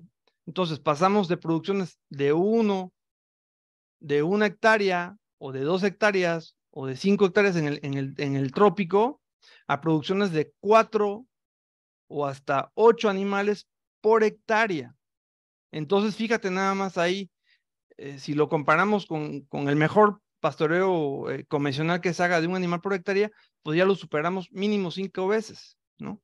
Si nos vamos a los que son más maletas, pues lo superamos muchísimas veces. Entonces quiere decir que si normalmente le entraban al país, te voy a decir un número, 1 millón de vacas o de rumiantes, pues quiere decir que con ganadería regenerativa podemos llegar a tener 5 millones, 10 millones. Si con 1 millón la estamos haciendo, pues creo que para el 2050 fácilmente podemos hacer la proteína perfectamente bien. Tenemos la capacidad para aumentar 5 veces o más la producción animal. Ahora, por otro lado, el capturar más carbono, pues va a hacer que baje la temperatura de la tierra, ¿no? Y eso va, incluso, mira, a nivel campo, nosotros teníamos ya problemas con el arroz, de que el arroz ya no se preñaba. ¿Qué no se preñaba? Que ya no, el arroz se puede sembrar básicamente todo el año en nuestro clima tropical, porque no tenemos obviamente pues mucha temperatura baja, o sea, cambios muy drásticos de temperatura, son mínimos los cambios que oscila, ¿no? O sea, no estamos con un invierno o la primavera normal que ocurre, por ejemplo, un clima templado, ¿no? Entonces, resulta ser que en el verano, todo lo que dura el verano, que son parte de la primavera y parte del verano, casi 4 meses, el arroz dejó de fecundarse por las altas temperaturas. Y el arroz es un grano que le encanta las altas temperaturas, pero imagínate cómo le va a un maíz, a un trigo, a una cebada o a la misma soya con esas temperaturas, cómo le va a ir, ¿no? Entonces, pues tenemos que modificar las cosas, no podemos seguir con esa visión reduccionista, ¿no? Porque los rumiantes han existido toda la vida. Los rumiantes no son el problema, somos nosotros el problema, nuestros modelos de producción. Y la otra pregunta de la proteína te la contesta el doctor Diego. Adelante, Diego. Bueno, sí hay eso que tú dices, igual yo conozco mucha gente, tengo muchos amigos veganos, tengo pacientes veganos y desde luego que no estoy en desacuerdo con ellos. Yo no lo prescribo porque todavía no me ha hecho sentido, no sé si me lo vaya a hacer en esta vida, en este cuerpo, pero lo respeto totalmente. Y en el sentido de la proteína, está hasta en la página de, no me acuerdo si era Beyond Meat o Impossible Burger, alguna de esas dos, te ponen ahí los argumentos, está muy bien hecha, te ponen ahí los argumentos, te ponen a alguien que es un medical doctor y un philosophy doctor, ¿no? Que tiene estos títulos, y te pone algo que es un acrónimo del índice de digestibilidad de la proteína, que en realidad eso es algo que se usó ya hace un tiempo, y hoy en día se utiliza el score, algo que se llama DIAS, que es el score de aminoácidos indispensables digeribles. Eso es lo que hoy en día es lo que se puede aprovechar de aminoácidos de una proteína. Y eso no es cercano eso es un hecho, eso lo sabe cualquier persona que hace bromatología, que está haciendo ciencia de los alimentos, nutrición no tanto, pero este score, no es nuevo y en realidad, por ejemplo, la soya que dicen que tiene todos los aminoácidos, eso es cierto, tiene los aminoácidos que puede tener una proteína animal. Sin embargo, algo muy importante, no eres lo que comes, eres lo que absorbes. Y entonces, para que tú absorbas y todo esto, esta proteína que se pueda absorber, a pesar de que tenga más cargados los aminoácidos, ¿no? Si no la absorbes, no va a nutrir igual. Además de que hay muchísimas otras cosas, no solo la proteína, en el sentido nutricio. Entonces, en ese sentido, parado desde la óptica donde tú estás, es totalmente entendible y totalmente lógico. Digamos, pensar que en el 2050, en este escenario apocalíptico, así fuera, pero de todas maneras, hay como muchas otras alternativas. Creo que te gusta leer, te gusta averiguar y qué bueno que estás en este foro y qué padre que estuviste escuchándonos. Hay un libro fabuloso, también es del doctor Mark Hyman y se llama Food Fix. No sé si hables inglés, pero creo que ya lo tradujeron al español. Es como la solución de la comida, y habla mucho de la cuestión, de algo de la cuestión política, pero mucho de la cuestión ecológica y de la cuestión mundial y de qué es lo que pasa cuando se hace ganadería regenerativa. Él lo habla, el doctor Zach Bush lo habla. Desde luego hablan de la calidad de la proteína, porque cuando esto se lleva a largo plazo, nunca la humanidad se ha sometido a comer por tanto tiempo sin proteína animal. Y funciona muy bien para países primermundistas, para una determinada población, pero no funciona bien en países como África, en donde ya se ha hecho el experimento y donde no se puede tener poca nutrición de vegetal, además del costo, desde luego. Entonces, sí hay algo que no sabemos qué es lo que puede pasar a largo plazo, pero sí sabemos lo que pasa en el corto plazo y en el mediano plazo cuando no se dan estas proteínas animales. Y cuando es una persona que a lo mejor es un atleta que puede tener más acceso a otras proteínas aislados, quizá no pase nada. Pero si es un niño que está en Ruanda o si está en Sierra Leona, ahí resulta delicado, ¿no? O una mayoría de la población que no vive en ni siquiera un tercer mundo, ¿no? O sea, México es un tercer mundo con muchas variantes, ¿no? Pero bueno, no sé si respondí o si eso te sirva.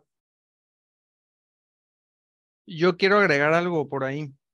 Hace unos 2 días puse una historia donde decía que si tú creías que decirle a todo el mundo que no consuma carne es discriminatorio. ¿Alguien quiere comentarlo? Voy a tocar el punto aquí, ¿no? Adelante, don Ramón. Si es sobre el tema, si no te cambiamos y ya lo tomamos, don Ramón. No, sí es sobre el tema. Reforzando un tanto lo que tú le respondías a Enrique, creo que es Enrique el compañero que hizo la pregunta. Es cuestión de manejo. Bien dices tú, el índice de agostadero cuenta mucho los extensivos a los intensivos. Es un sinónimo para mí en cuanto al manejo, lo que tú estás exponiendo de la ganadería regenerativa. Precisamente acortas con menor superficie, mayor cantidad de animales, sin poner el riesgo a lo que para mí se me hace mucho ruido, lo sintético. Lo sintético no cae en todo un proceso metabólico humano normal, cuando ya tienes que modificar todo su metabolismo de una manera brusca, ¿no? O sea, hay más riesgo, ¿no? Hay más riesgo. Entonces yo me voy más a la cuestión de manejo, mejorar, innovar manejo, reducir área de superficie para mayor cantidad de animales con la misma calidad de alimento. Es todo lo que quería comentar. Y si hay oportunidades, si yo quisiera, yo estoy trabajando, ya tengo más de 25 años trabajando todo lo que es la cafeticultura, dando un giro de 180 grados para nuestros cafeticultores, que es el 95% bueno, pero se lo vería yo, quiero comentar después eso con el doctor Diego, para ver si es posible acompañar algo de protocolo médico con un subproducto que estoy obteniendo a través de la pulpa de café. Gracias. Ahí tienen sus contactos, ya lo dejo por ahí. Gracias. Bueno, está el libro de Joel Salatin, que se llama Esto no es normal. En ese libro, Joel Salatin demuestra, con una investigación que él hizo, donde la carne, la producción de carne y la carne en sí, producirla es mucho más barata que los granos y que los vegetales. Entonces, sí es discriminatorio. ¿Por qué sí lo es? ¿Y por qué sí es más barata? Porque no estamos pagando el costo que tiene producir esos cereales con esta agricultura industrial. O sea, el daño que le estamos haciendo al suelo es tremendo. Eso nos lo está cobrando. La mayoría de toda la fuente de energía que se llama petróleo y de los cuales está derivado, no nada más los combustibles, sino también los fertilizantes químicos y los agrotóxicos que se usan, está subsidiado de alguna otra manera. Porque esas industrias tienen el control del mundo en muchas cuestiones, ¿no? Entonces no tienen el valor real. Y pues para mover todos esos granos y todas esas cuestiones, pues es mucha energía. Entonces, a nivel de energía, no hace sentido que tú te gastes, se hablan de por cada kilo por cada kilocaloría que se produce con un alimento bajo ese régimen de producción, se gastan muchísimas calorías para poder generarse ese kilo. Entonces, desde ese punto de vista es disfuncional. Entonces, la carne, por ejemplo, o sea, la comía todo el mundo antiguamente. O sea, todo el mundo, y lo puedes ver en las tribus, pues estas africanas que son las que más se preservan como eran antes las sociedades, pues lo que más comen es carne. Yo no veo veo pastores en África, yo no veo sembradíos en África, ¿no? Sí los hay, pero son mínimos, ¿no? Entonces, los vegetales se sembraban en traspatio, pegado a la casa, porque es agua. Entonces, mover el agua, fíjate nada más, mover el agua de miles de kilómetros o de cientos de kilómetros es un costo enorme porque son agua los vegetales frescos, la lechuga, la zanahoria, la berenjena, todo eso que tú quieras. Entonces, se sembraban al lado de la casa. Por eso fue mi frase final, la desconexión del ser urbano el día de hoy, ¿no? Ahora, te vas a la parte de hacer granos, es costosísimo. Desde que lo hacíamos físicamente hasta poderlo hacer con maquinaria sigue siendo costosísimo. Ahora, yo soy agricultor. Yo soy segunda generación de agricultor de arrocer. Mi padre fue agricultor, fue de los pioneros del arroz en los 80s, ¿no? Y yo lo seguí por X o por Y, ¿no? Hacer agricultura, no te imaginas lo complejo que es y la cantidad de capital de trabajo que tienes que tener para, para sostenerlo, ¿no? Hasta el 2019 dejé de producir arroz orgánico, porque ya me cansé. Y me es mucho más fácil producir carne que arroz, sinceramente, ¿no? Y en cambio, ¿qué significa que venga la maquinita, que se llama, en este caso, búfalo, y que coseche esa fotosíntesis, que es energía que están absorbiendo los pastizales y que no requiere fertilizantes porque el ciclo está completo? Es más, el arroz necesitaba el pastoreo de los búfalos para que pueda ser rentable y pueda ser orgánico verdaderamente y regenerativo. Sin los búfalos no era posible producir arroz orgánico, aún fuera con insumos orgánicos. Entonces, son las cosas que tenemos que visualizar, ¿no? Que ver. ¿Hay alguna cosa, por lo menos a mí, no sé si quizá a lo mejor te sirva un poco, Enrique, como para contextualizar todo? Desafortunada o lamentablemente la información está muy parcializada, como mencionaba Jorge. Eso, una vez que te vas metiendo en alguna conejera, te encuentras otras y otras y otras, y en realidad la información está muy, muy sumamente manipulada. El COVID dejó a reducir esto infinitamente. En cuestión de salud, en cuestión de lo que mueve al mundo en salud, está totalmente distante. En todas estas proyecciones benefician a algunos. Y cuando hablas con agricultores y cuando hablas con ganaderos, te puedes dar cuenta lo que es natural. Y pues no es natural querer sacar un vegetal en donde no hay un clima apto para eso.